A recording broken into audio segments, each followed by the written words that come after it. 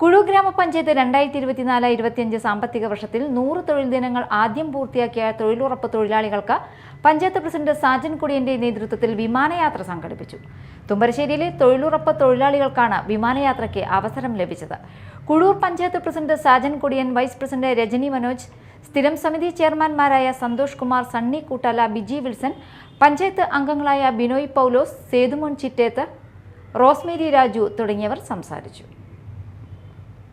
ഞങ്ങൾക്ക് എല്ലാവർക്കും ഞാൻ നേരത്തെ നിങ്ങളുടെ അടുത്ത് പറഞ്ഞിരുന്നു, നമുക്ക് കുഴൂർ ഗ്രാമപഞ്ചായത്തിൻ്റെ വികസനത്തിന് നെടുന്തൂണായിട്ട് നിൽക്കുന്ന തൊഴിലുറപ്പ് തൊഴിലാളികളാണ് നമ്മളുടെ പഞ്ചായത്തിലെ ഏറ്റവും കൂടുതൽ വികസന പ്രവർത്തനങ്ങൾക്ക് നേതൃത്വം കൊടുക്കുന്നത്.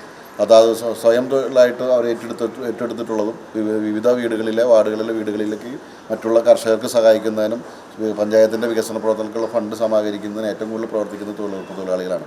അതുകൊണ്ട് തന്നെ 100 ദിവസം തയ്ക്കുന്ന എല്ലാ തൊഴിലാളികളെയും കഴിഞ്ഞ വർഷം 2-3 വർഷമായിട്ട് നമ്മൾ ടൂർ കൊണ്ടുപോയിരുന്നു.